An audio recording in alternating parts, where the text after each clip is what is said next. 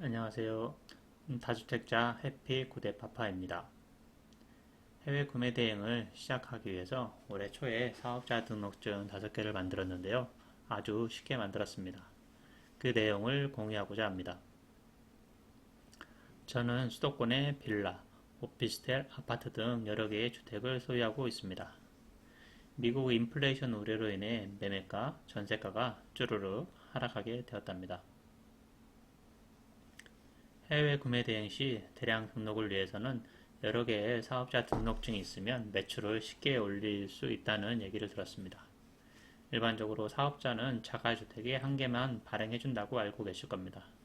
저 또한 마찬가지였습니다. 여러 개의 사업자를 내기 위해 비상주 사무실을 알아보았으니까요. 제가 거주하는 지역의 비상주 사무실은 한 개의 사업자당 한 달에 3만원의 비용이 필요했습니다. 지금도 마이너스 통장으로 하루하루 살아가고 있는데 매월 비상주 사무실 비용을 낼 것을 생각하니 돈이 너무 아깝다는 생각이 들었습니다. 그러던 중에 현재 공실인 주택이 3개가 있는데 이 주택을 활용해 봐야겠다는 생각이 떠올랐습니다. 편의상 A, B, C 물건이라 부르겠습니다.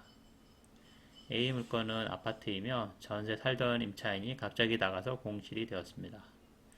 B 물건은 재개발 빌라인데 현재 이주 기간이며 임차인도 작년 연말에 이사를 간 상태입니다. C 물건은 분양권인데 올해 초에 입주를 시작을 하였습니다. 전세값이 많이 하락하여 임차인 구하기가 매우 어려웠습니다. 하나씩 설명을 드리겠습니다. A 물건은 전세를 주고 있었는데 세입자가 계약 만료 이전에 이사를 나간다고 통보를 해왔습니다. 이후 부동산 경기 하락으로 전세 시세가 많이 하락하였습니다. 너무 싼 값에 전세를 주는 게 싫어서 현재 공실로 가지고 있습니다. 홈택스에서 사업자 등록 신청을 했는데 바로 발급이 되었습니다. B 물건입니다. 이 집은 재개발 구역의 물건입니다. 현재 이주 기간이며 세입자분도 이주를 하였습니다. 집이 멸실이 되려면 상당 기간이 있어야 합니다. 내가 만약 사업자 신청을 하면 해당 지자체에서 재개발 지역인 걸 알까? 이주 기간인 걸 알까? 이런 생각에 약간 걱정이 되었습니다. 하지만 어차피 믿져야 본전이다 라는 생각으로 두 번째 사업자를 신청하였습니다. 이 물건도 바로 사업자 발급이 되었습니다. C 물건입니다. 이 물건은 제가 2020년도에 분양권을 매입을 하여 올해 초에 입주를 시작을 하였습니다.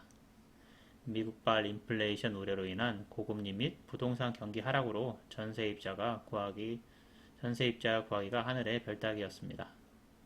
계약이 이루어져도 시세보다 훨씬 싼 물건들만 계약이 이루어졌습니다. 설마 분양권 상태인데 사업자 발급이 될까? 이건 안 되겠지. 하지만 믿져야 본전 아니겠습니까? 일단 신청이나 해보자 하는 생각으로 사업자 신청을 하였습니다. 바로 발급이 되었을까요? C 물건은 바로 발급되지 않았습니다. 사업자 신청 후 다음날 해당 지자체 담당 공무원에게서 전화가 와서 속으로 매우 당황스러웠습니다. 담당 공무원은 다른 지역에 사업자 신청을 한 게 몇 개 있는데 왜 또 사업자를 내는 건지 궁금해 하였습니다. 그리고 이 주소지에 지금 입주한 게 맞는지 물어보더군요. 저는 솔직하게 얘기하였습니다. 해외 구매 대행으로 물건을 파는데 여러 개의 사업자가 필요하며 이 집은 사무실로 사용할 예정이다라고요. 몇 가지 더 물어보시고 전화를 끊었습니다. 그리고 다음날 바로 발급이 되었습니다. 세 개의 사업자를 매우 쉽게 발급받고 조금 더 욕심이 생기더라고요. 대량은 대량답게 해야 한다라는 서과장님의 유튜브가 생각이 났습니다. 난 다주택자이니까 사업자도 다 사업자로 가자라는 생각을 하였습니다. 그래서 바로 또 실행에 옮겼습니다. 아파트인 A물건에 해당 지자체에 다시 사업자 등록 신청을 하였습니다. 다음날 바로 발급되었습니다. 현재 이주기간인 B물건도 홈택스를 통해 해당 지자체에 사업자 등록 신청을 하였습니다. 바로 발급되었을까요? 이번에는 담당 공무원에게서 전화가 왔습니다. 자가주택인지 세입자가 있는 건 아닌지 공실 여부를 확인하였습니다. 하지만 사업자가 이미 한 개 신청되어 있는데 왜 또 신청하는지에 대한 질문은 없었습니다. 그렇게 전화를 끊고 바로 사업자 발급이 되었습니다. 현재 C 물건은 올해 3월에 전자계약 후 임차인이 입주한 상태여서 추가 사업자 신청을 하지 못했습니다. 하지만 A, B 물건은 여전히 공실 상태여서 추후에 추가 사업자 신청을 계획하고 있습니다. 정리하자면 올해 1월부터 2월 사이에 공실인 3개 주택을 이용해서 사업자 등록 중 5개를 쉽게 개설하였습니다.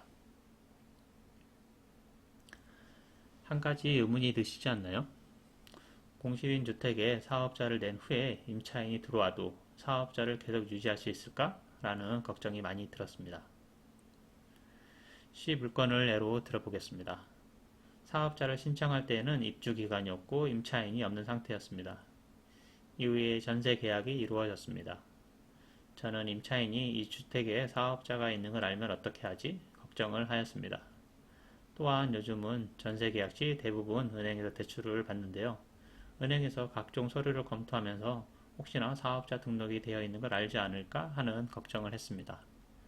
하지만 아직까지는 아무도 알지 못한 듯 합니다. 만약 알게 된다면 사업장 주소를 비상주 사무실로 옮길 생각입니다. 다주택자 해피 구대파파가 쉽게 사업자를 개설한 내용을 알려드렸습니다. 여러분도 혹시 공실인 주택이 있다면 저처럼 활용해보세요.